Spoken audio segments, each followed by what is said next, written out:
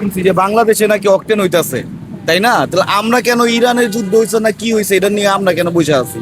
মানে পুরা বাংলা মানে পুরা দেশের ভিতরে যেই কোনায় যেটা হোক, মানে বাংলাদেশের সমস্যা, সারা বিশ্বের সমস্যা। এখন যদি ইরানের যুদ্ধ চলে, আমাদের দেশে কি ধান কি আপনার কমবো? আমাদের দেশে তো ধান উৎপন্ন হইতাছে। তাহলে এগুলো নাটক তো করার কোনো দরকার নাই। আমরা যতটুকু জানি যে বাংলাদেশে নাকি অকটেন হইতাছে, তাহলে আমরা কেন এরকম লাইন জোড়া তেল নিব?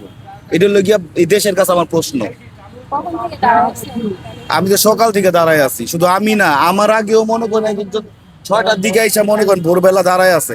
এই যে একটা হ্যাসেল, এই হ্যাসেল থেকে কবে মুক্তি পাবো দেশের কাছে হলো আমার একটা মানে প্রশ্ন। মানে ইরান একটা দেশ, ধরেন আফগানিস্তান একটা দেশ, বা কুয়েত একটা দেশ, একটা দেশের জন্য কি সারা পৃথিবী? আল্লাহ তাআলা তো সম্পদ কম দেয় নাই কা।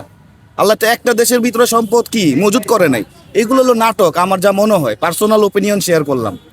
তো বাংলাদেশে অকটেন হয়, আমরা অকটেনের লিগা মনে করেন দাঁড়ায় থাকি।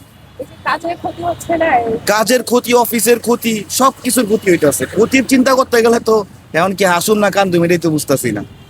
মানে যদি কাজের ক্ষতি বলেন, তাহলে এইটাই হইতেছে লোকের দেশের কাছে প্রশ্ন। বাংলাদেশের সম্পদ, বাংলাদেশের তেলে সয় সম্পন্ন, গ্যাসের সয় সম্পন্ন, তারপরও সিলিন্ডার কিনতে হয়, ওই জায়গায় তদবির করতে হয়, সেই জায়গায় তদবির করতে হয়। তাহলে বাংলাদেশে আপনার গ্যাস আছে না?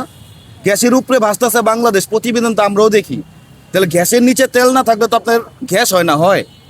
গ্যাসের নিচে তেল থাকলে এটা গ্যাসে উৎপন্ন হয়। তাহলে বাংলাদেশ হলো খনিজ সম্পদের রাজা বলা হয়েছে। তাহলে সেই খনিজ সম্পদ কই?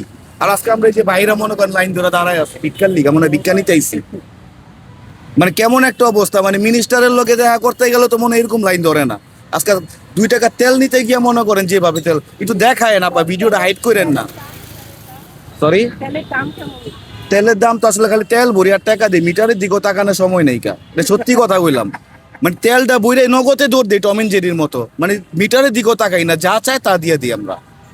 যেটা সত্যি কথা। এই তাড়াতাড়ি যান যান যান যান, মানে আমরা দান নিতে আইছি এই জায়গায়। আচ্ছা, ধন্যবাদ।